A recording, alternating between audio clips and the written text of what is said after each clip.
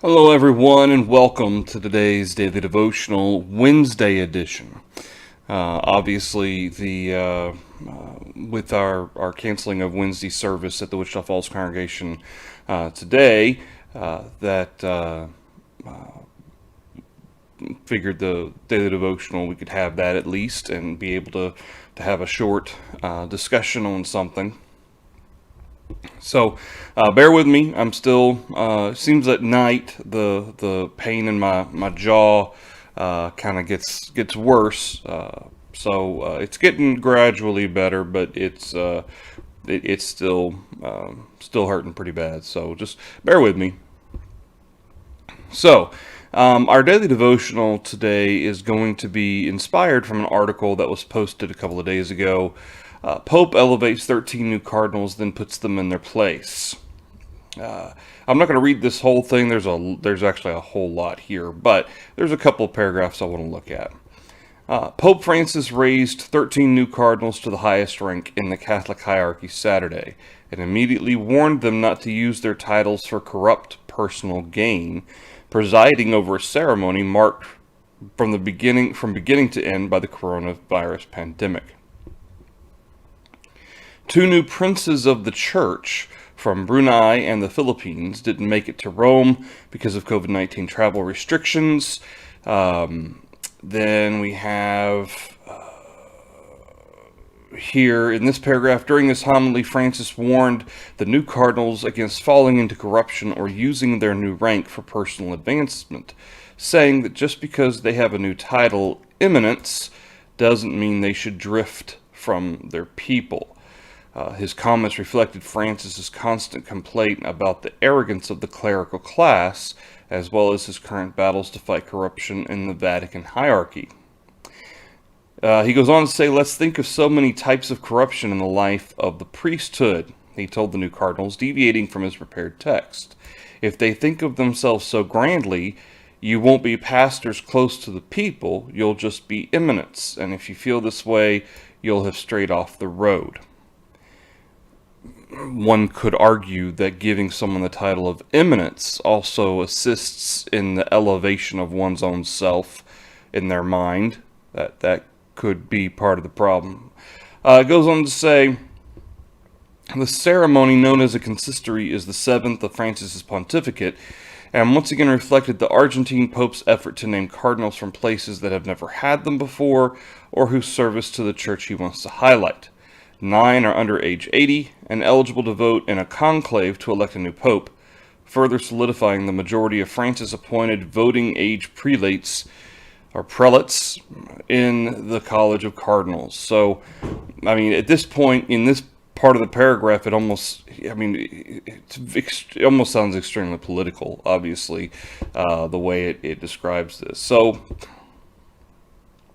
going further into some of this, there's affirmation, or so there's a black archbishop that when he was, says Gregory, the new Archbishop of Washington, told the Associated Press ahead of the ceremony he viewed his appointment as an affirmation of black Catholics in the United States. And so that's noteworthy because of the situation taking place politically and so forth.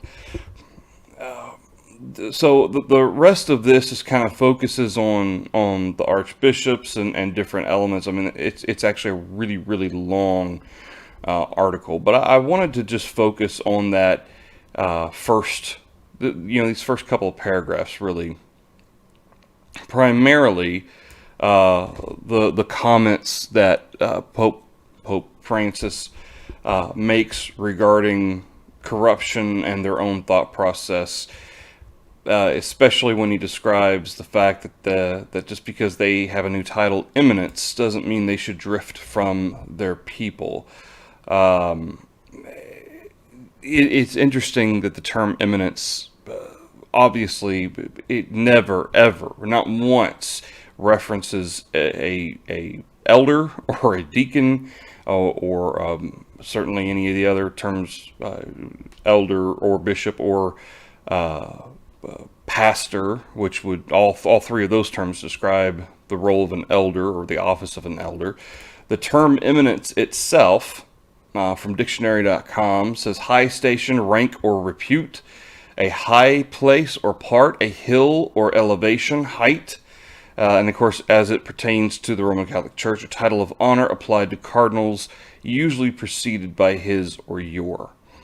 It just kind of goes back to the idea that these types of titles, okay, again, and really they're titles, they're labels.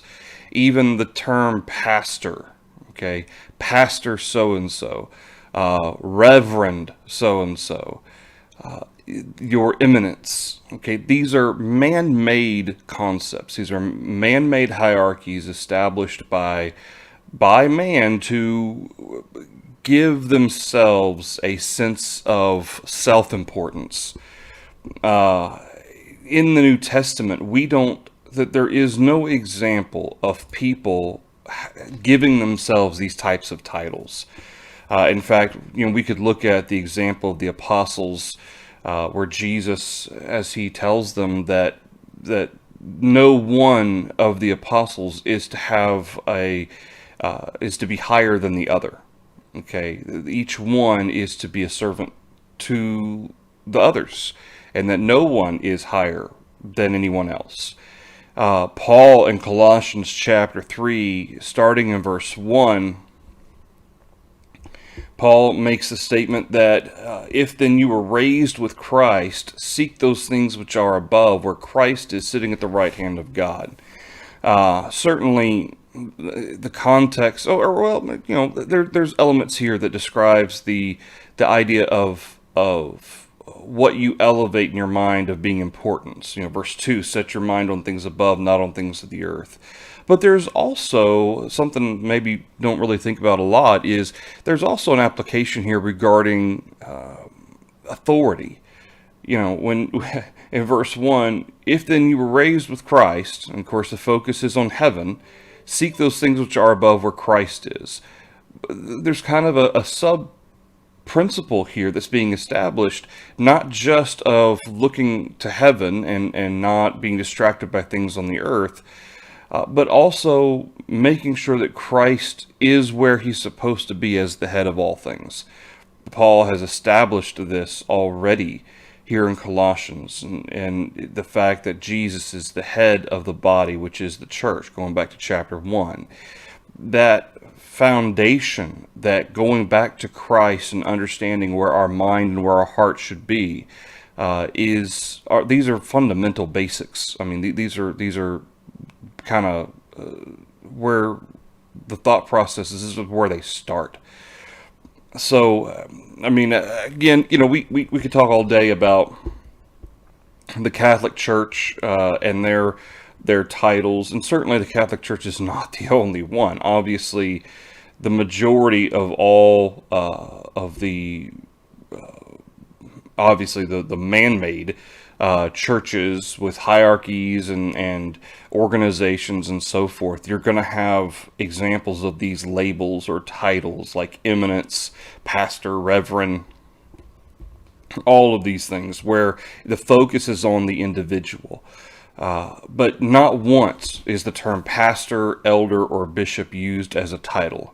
Okay, not once. It is an office, it's a role, and it describes, and that's one of the beautiful things about the New Testament terms, is that these three terms describe that service that the elder provides. Elder, bishop, pastor. All three emphasize different elements of that. But you don't go around saying elder so-and-so, or pastor so-and-so, or bishop so-and-so. They're not used in that way. And certainly deacon is the same way. Evangelist, go around saying evangelist so-and-so, or minister so-and-so. These aren't labels, these aren't titles, and they're certainly not meant for man to twist and make his own, as if to trump his own horn here, saying, hey, look at how important I am, and y'all need to have the proper respect for me. That's not what those That's not what those terms are meant to be used for.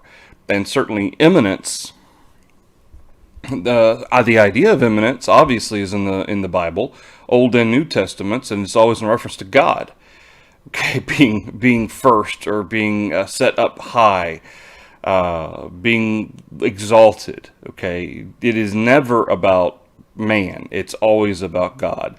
And there's numerous other examples that we could go to show that.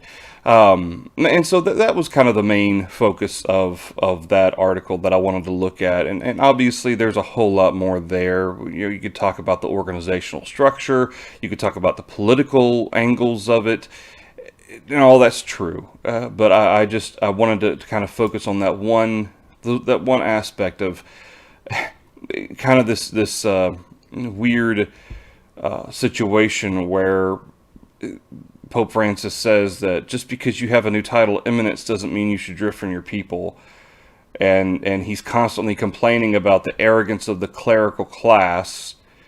It's like, well, you name your people eminence as titles and labels, it's going to be difficult for these individuals not to have a big head. I mean, if people went around calling me your eminence, and, your high, a lot of times we think of your highness or your majesty as king, but that's ultimately what eminence is, your highness. Okay, well, as a preacher, hey, I think I need to start making people call me your eminence. I think that'd be, yeah, you're right. I am eminent over you.